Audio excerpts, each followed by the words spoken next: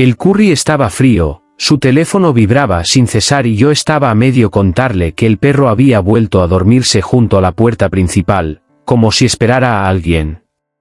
Fue entonces cuando lo dijo: he engañado a mi jefe. ¿Y qué?, añadió sin más, como si todo fuera un dato llano. Ni pestañeó, siguió girando su copa de vino, sin apartar la vista de la superficie roja. Dijo que había cogido la leche de avena equivocada. Mi tenedor quedó suspendido en el aire. La observé fijamente, no a través de ella, no por encima de ella, sino a ella. Y en ese instante, lo comprendí hasta los huesos. No me pedía que la hiciera confesar, me retaba a que sintiera remordimientos. No se lo concedí. Ni pregunté nombres, ni cuándo, ni dónde, ni qué palabras le había susurrado ese hombre, nada de lo que habíamos hecho en 15 años de matrimonio. No pregunté nada. Simplemente dejé el tenedor, con un cuidado silencioso, en el filo del plato, tomé una servilleta, me limpié las manos y la doblé con precisión, como si empaquetara la última conversación civilizada que íbamos a compartir. Luego me levanté. Ella ni me miró. Siguió comiendo como si yo fuera un frente meteorológico cuya previsión ya había consultado.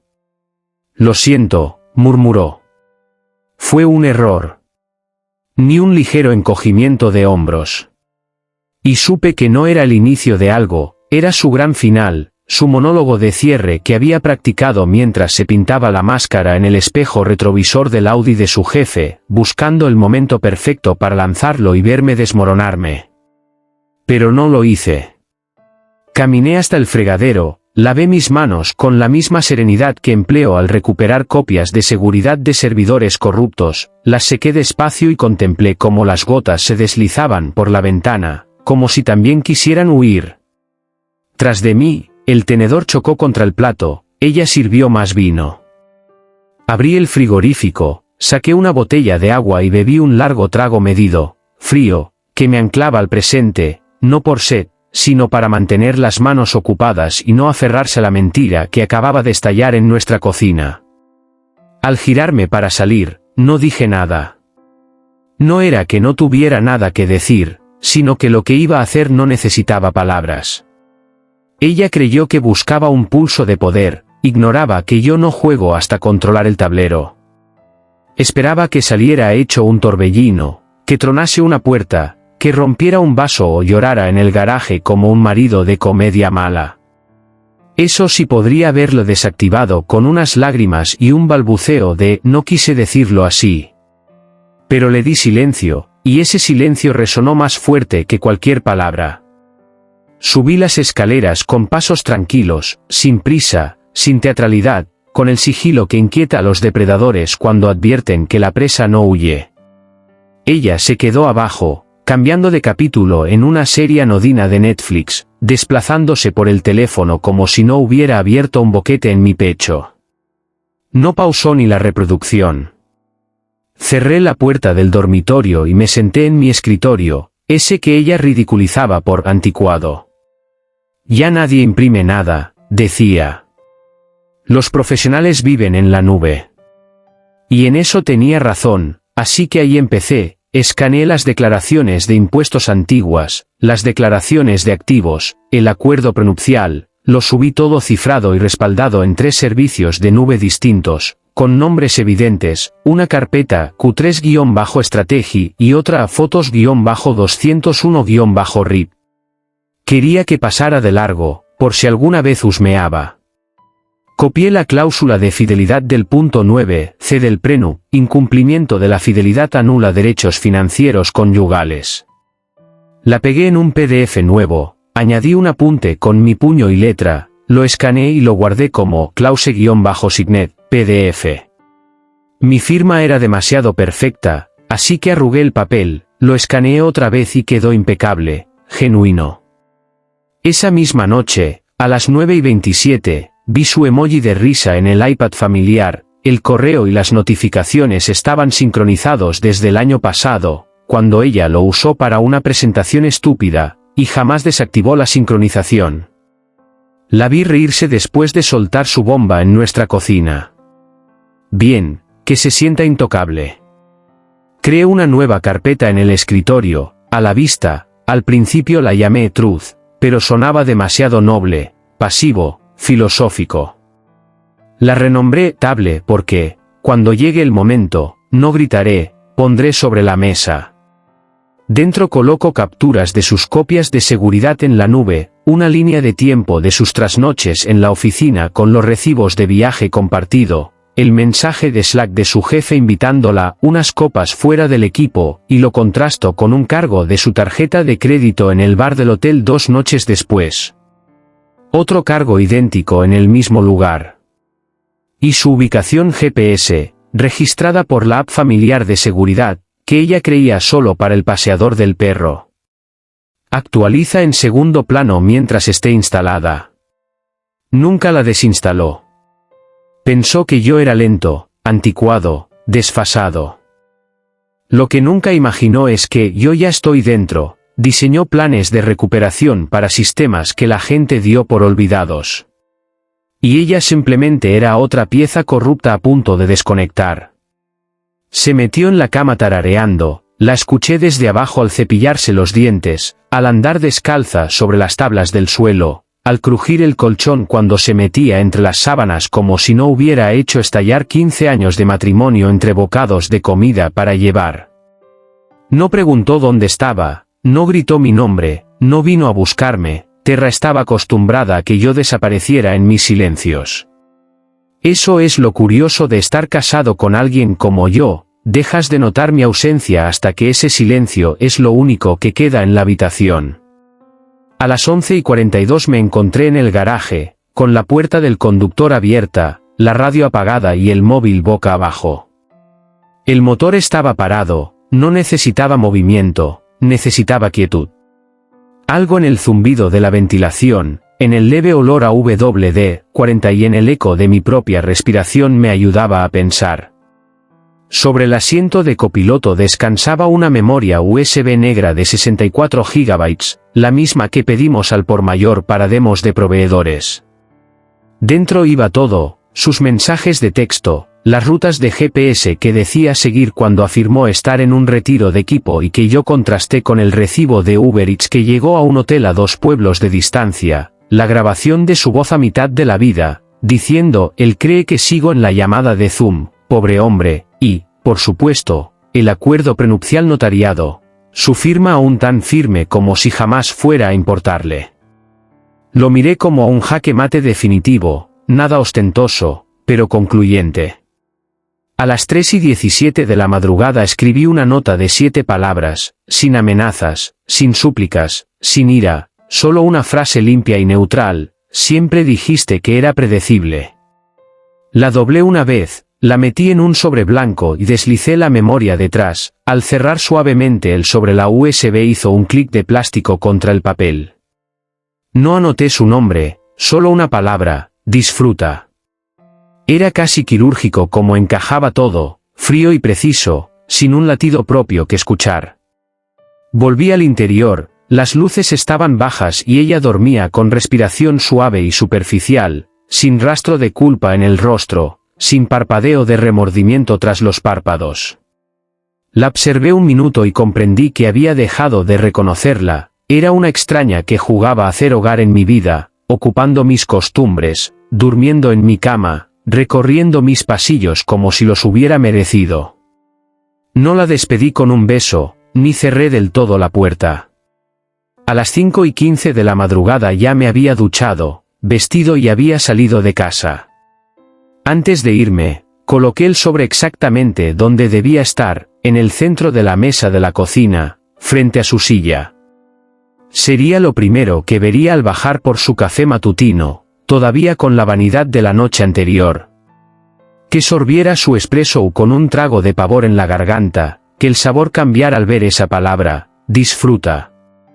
No lo grité, no lo acusé, no dramaticé, simplemente presenté el archivo 01-mensaje-log PDF, con capturas de pantalla fechadas como en un informe de laboratorio, el 02-location-tracking, CSV con ubicaciones extraídas de la app familiar de seguridad que ella creía desactivada. La pista de audio 03-kitchen-audio, MP3 donde la micrófono de la cocina la captó hablando en altavoz mientras preparaba una ensalada. Nunca dejará a su mujer, pero a mí me da igual, me gusta el riesgo, el cuchillo picando. Pepino como si fileteara la culpa, y el 04-prenup-can, PDF con la cláusula 9C de la monogamia y mi nueva firma en la página siguiente, declarando mi intención de divorciarme al confirmarse el incumplimiento. No había nombres de venganza ni etiquetas sensacionalistas, nada de prueba-de-adúltera, ni mentiras-de-terra. Era un conjunto de datos, impecable. Al abrir la unidad, no se preguntaría si la había descubierto, sino cuánto tiempo llevaba documentándolo todo. Cuando ella se atrevió a soltar un «¿y qué?», aquella noche, el universo contestó por mí. Mi teléfono se iluminó a las 7:42 de la mañana mientras tomaba un café amargo frente a Ron Liovitz, abogado de divorcios curtido en 1000 rupturas demoledoras. En la pantalla aparecía Terra Móvil. No contesté. Ron colocó un bloc de notas con mi carpeta tablet abierta en el portátil, espejo de la del USB. Asentí. Estaban todos los documentos, todos fechados y respaldados. Entonces llegó su mensaje: ¿qué es esto? Y yo supe que había llegado el momento. El tercer autobús, Calvin, por favor, llámame, no quise decirlo así, y ahí empezó el retroceso. Me la imaginé junto a la mesa de la cocina, envuelta en su albornoz carísimo, la taza de espresso temblando en su mano, el sobre roto como si aguardara flores o una disculpa y encontrara, en cambio, una verdad fría, seleccionada y brutal. Casi pude escuchar el nudo en su garganta al comprender que la USB no era para que habláramos, era la clausura de la conversación. Zumbido. Tenemos que hablar, por favor. No sabía que tenías todo esto. Claro que no lo sabía, creía que yo era el tipo que olvida los cumpleaños si Outlook no se lo recuerda, el que cierra con doble llave por precaución, no por cálculo. Confundió mi silencio con despiste, mi quietud con sueño. Olvidó que paso 10 horas al día en sistemas que exigen failsafes, retrocesos y protocolos de recuperación, no fabrico estructura que luego se desmorone. Así que, cuando apostó nuestro matrimonio a un arrebato de una sola noche con un hombre niño de oficina, no imaginó que yo ya había activado la secuencia de salida, ni vio el plan B incubándose en segundo plano mientras ella reía sobre almohadas de hotel. Ron ojeó el prenup, levantó una ceja y murmuró: «Has marcado con destaque las garras». «Pensé que ahorraríamos tiempo», respondí. Ron soltó una carcajada: «Eres un hijo de puta frío». «No», corregí al deslizar la USB sobre la mesa, simplemente he terminado de hacer el tonto. Último mensaje, Kelvin, si seguimos casados, me debes una conversación. Puse el móvil boca abajo, no en silencio, quería oír el siguiente zumbido, quería sentir la sala vibrar con su desmoronamiento. Ahora se perdía en espiral, no por haberme engañado, sino al descubrir que me había preparado para esto en calma y por método, con esa paciencia que no alza la voz, simplemente ejecuta. A las 8:04 de la mañana activó su instinto de control de daños, intentó formatear su teléfono de fábrica. Lo supe por la alerta de nuestro Apple ID compartido. Infantil, desesperado y unos 4 días tarde, yo ya había clonado su iCloud a un servidor paralelo con marcas de tiempo, hasta sus eliminados estaban archivados por triplicado. Su segundo movimiento fue llamar al tal MR Strategic Vision, su jefe, casado, el estandarte corporativo que presentan a inversores como un ejecutivo estable, ético y confiable. Vi la llamada parpadear en la tableta espejo antes de que colgara. La siguiente media hora fue un vodevil de pánico, cerró sesión en Slack y borró el historial de mensajes, ocultó su perfil en LinkedIn, limpió la caché del navegador, eliminó la app de notas donde escribía, su mujer sospecha, me dijo que me mantuviera bajo perfil, todo desapareció para ella.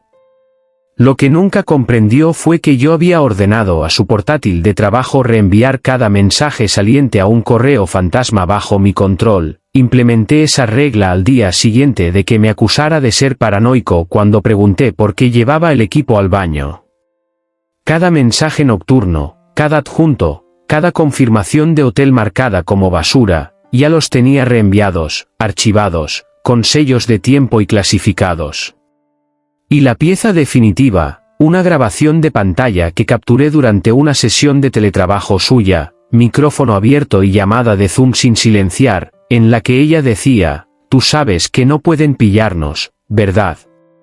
Él, tranquila, Calvin cree que estoy preparando diapositivas. Esa palabra, tranquila, se le clavó como un cuchillo romo. Ella me confundió con un marido silencioso porque no alzaba la voz, no cruzaba la habitación de un lado a otro ni rompía nada. Su empresa, obsesionada con la ética y la familia, envía memorandos mensuales de RRHH sobre esos valores. Una aventura en el buzón equivocado puede fulminar carreras antes de comer. Mientras ella aporreaba borrar, borrar, borrar, yo, junto a Ron Liovitz, envié con calma un enlace protegido por contraseña a RRHH, a legal y a una línea anónima de denuncias que encontré oculta en su web, titulado simplemente Employee Misconduct. Para cuando su texto desapareció del teléfono, ya lo estaban investigando en el correo de un vicepresidente que en una reunión trimestral advirtió, no toleramos violaciones de límites. Punto. A ver ahora qué valor estratégico le queda a su jefe. Apareció a media mañana, aún con la blusa de seda del día anterior y los tacones resonando en el mármol del vestíbulo como si asaltara un castillo. Seguía creyendo que mandaba, el pelo medio deshecho, sin maquillaje, y por vez primera en años noté el pánico en sus ojos. Yo la observaba desde el monitor de mi oficina en la planta 8, la misma cámara que usamos para verificar entregas y citas de proveedores. Allí estaba, coreográfica, agitando los brazos ante recepción, necesito ver a Calvin ahora. Mi recepcionista, Aaron, se reclinó brevemente, ya en modo protocolo. Alzó la vista al monitor y asintió con la cabeza. Aaron marcó el número y dijo con voz serena. Seguridad, tenemos a una visitante no autorizada que se niega a abandonar las instalaciones. Tara seguía suplicando, oscilando entre dulce y autoritaria, incapaz de decidir si llorar o gritar, él es mi marido, tenemos que hablar. Es un asunto privado, algo personal. Pobrecita Aaron, ni parpadeó. Este es un lugar seguro, señora, dijo con firmeza. Y entonces la vi entenderlo, incluso allí había perdido el control. Se giró hacia la cámara, me miró directamente, y yo la devolví la mirada, helado, inmóvil. Cogí la línea de oficina y pulsé el timbre, acompáñenla fuera. Sin conversación. Sin excepciones. Cuando el guardia de seguridad, un exmarine llamado Kenny, llegó, ella ya temblaba. Estamos casados, no puedes hacer esto, Calvin. Puedo, y lo hice, mi abogado presentó la demanda hace una hora. Moción de emergencia, todo preparado de antemano. En cuanto abrió ese sobre en la mesa de la cocina, el proceso llevaba ya media vuelta de pista. Kenny la guió con gentileza hacia la salida, ella se resistió un último instante, Calvin, por favor, déjame explicar. Nada que explicar, respondí, ni siquiera apagué la transmisión. La escoltaron por las puertas de cristal del vestíbulo, su reflejo ondulando en el marco metálico como un fantasma desprendiéndose de la vida que creyó poseer. Los demás empleados observaban en silencio, especialmente quienes siempre la habían detestado, los que despidió en las fiestas de Navidad, los becarios a quienes cortó en seco. Nadie dijo nada, pero todos vieron el derrumbe silencioso. Tras ese instante, cerré la pestaña del navegador, me ajusté la corbata y volví al trabajo. La caída no ocurrió de golpe, arrancó, como toda ejecución corporativa, con eufemismos, permiso personal, lo llamaron. Greg F., su jefe, que antes se pavoneaba como un rey, desapareció de golpe, ni breves matutinas, ni Zoom, ni correos de volvamos a hablar. Su calendario se evaporó. Terra fue la primera en notarlo, le envió mensajes, llamó, nada, ni un acuse de lectura, del tipo que juraba, no deja de pensar en ti, ahora incapaz de escribir un emoji.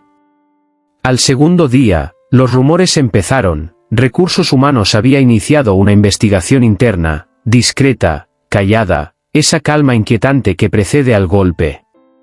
La citaron un jueves en la sala de conferencias C, con paredes color beige neutro, un asesor legal se sentó en un rincón, sin presentación formal.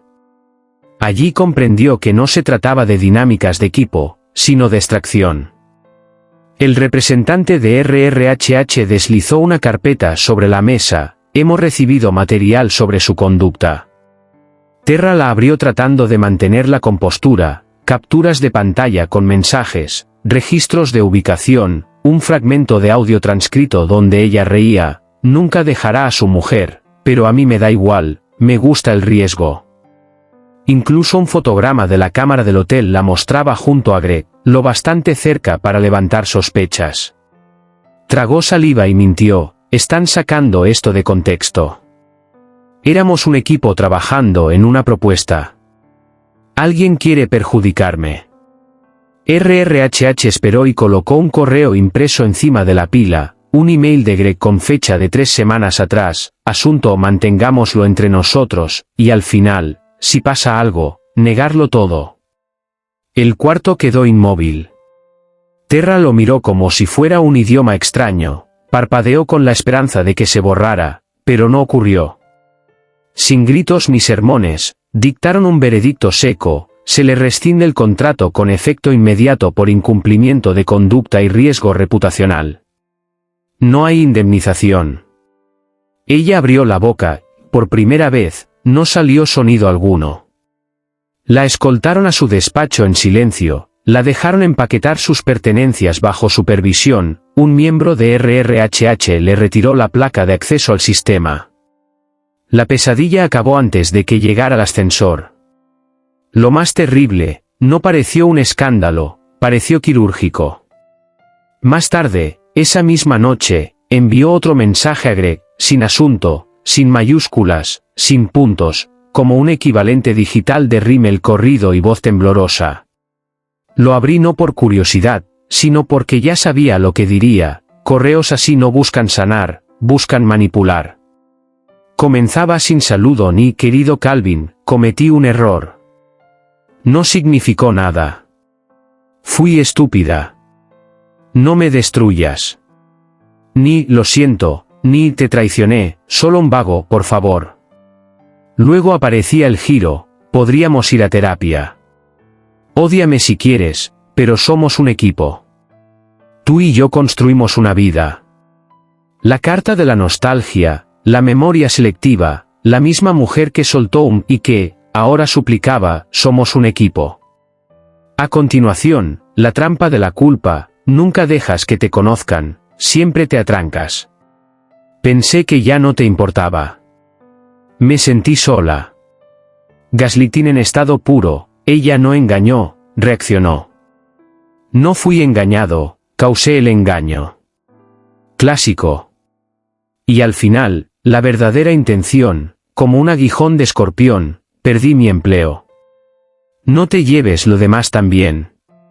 Ahí estaba la admisión de consecuencias, no de remordimiento ni empatía, solo un recuento de pérdidas. Trataba de detener la marea, pero ya era demasiado tarde.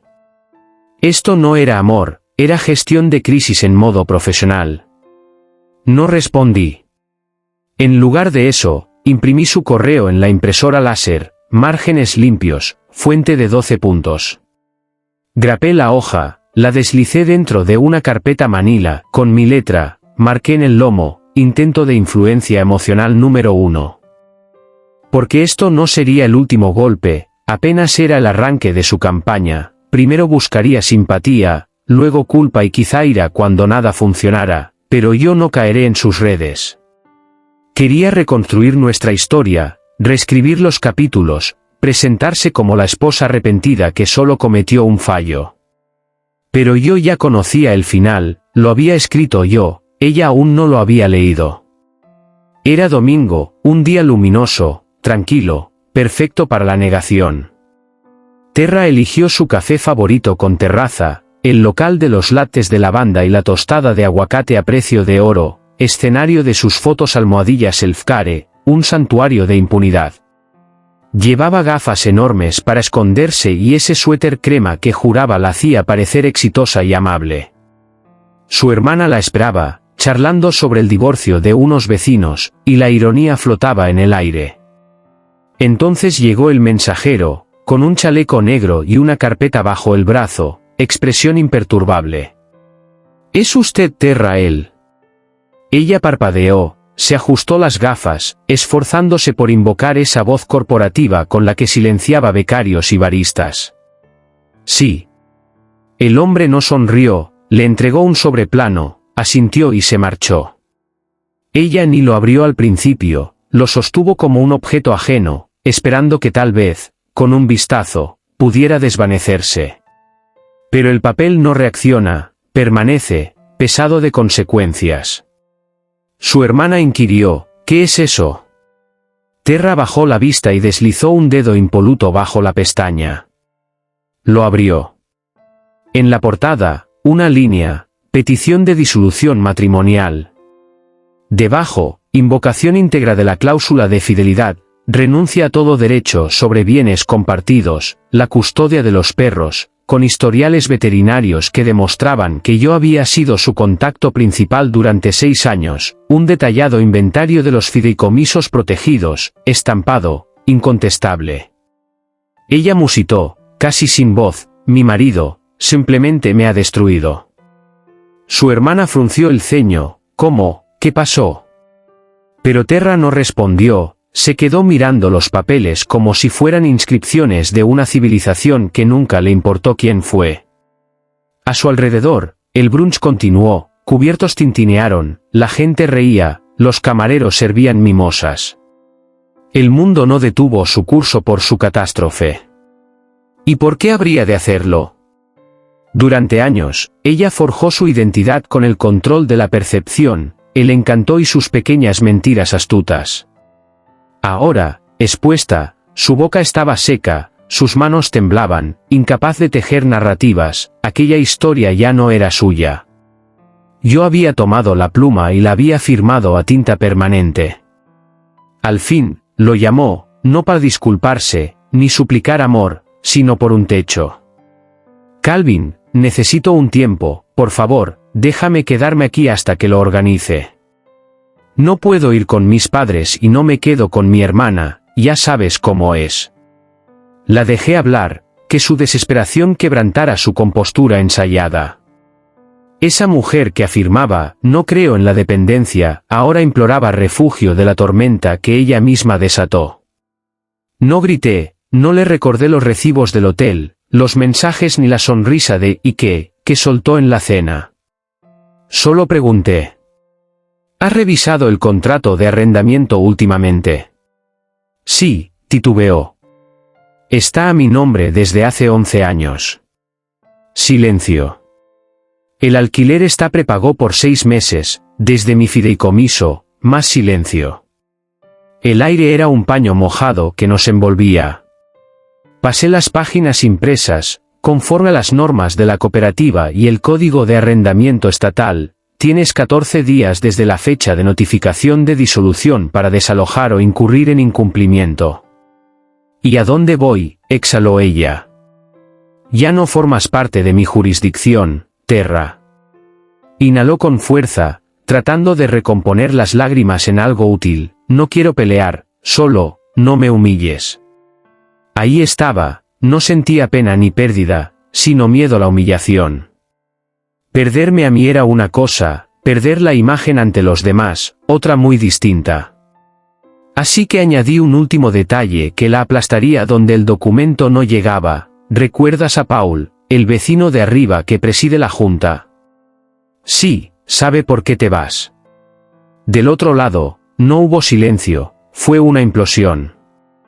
Su máscara, su rigor y su porte se desvanecieron de golpe. Comprendí lo que aquello significaba para ella, no ser odiada, sino ser objeto de susurros.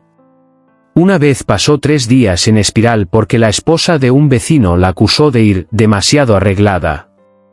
Ahora, el edificio entero la diseccionaba en silencio.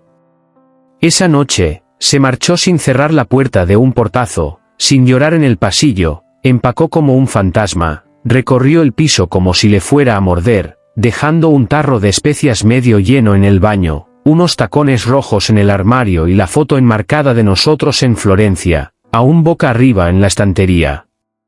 No toqué nada. A la mañana siguiente, cambié las cerraduras. Ella aún disponía de 14 días, pero no volvió. No porque no pudiera, sino porque para alguien como ella nada resulta más insoportable que ser vista en su punto más bajo. La fachada y la arrogancia se habían desmoronado, solo quedaba un pasillo vacío, resonante con el crujir de una puerta que se cierra y el punzante silencio de las consecuencias alcanzándola al fin. Exactamente un mes después, casi a la misma hora, mi teléfono se iluminó con su nombre. No lo había bloqueado por olvido, sino a propósito, quería que esa notificación final llegara como un pulso más de una existencia ya amputada. El asunto era un simple por favor, sin mayúsculas ni puntuación, el equivalente digital de ojos con maquillaje corrido y voz temblorosa. Necesito un café, una conversación. Quiero volver a sentirme humana. Como si yo le hubiera robado la humanidad. Como si la suya no se hubiera marchitado cuando, entre bocados de pollo General Tso, confesó, ¿y qué? Miré la pantalla. No sentí ira, ni planes, ni carpetas de contingencia. Solo cierre. No quería café, quería audiencia. Quería salir de los escombros que ella misma levantó y tomar prestada mi dignidad para sostenerse. Escribí despacio, sin adornos ni veneno, solo verdad despojada de ceremonia. Cuando dijiste, ¿y qué?, te sentiste poderosa. Ese fue tu momento. Este es el mío. Y entonces la bloqueé, móvil, correo, redes sociales, incluso la saqué de la lista compartida de Spotify. Ajusté mis filtros de correo para que cualquier mensaje con su nombre fuera directo a la papelera. Sin más ecos. Me dirigí a la cocina. La mesa seguía allí, en su sitio, firmes, discreta y paciente. Me detuve un instante, recordando el sobre que una vez coloqué allí, su peso silencioso. Ahora, nada, ni memorias USB, ni pistas de papel, ni segundas oportunidades. Solo madera pulida, vacía, fría y limpia. Tan impecable como mi nueva vida. Ella lo terminó con un encogimiento de hombros, yo lo sellé con un punto final.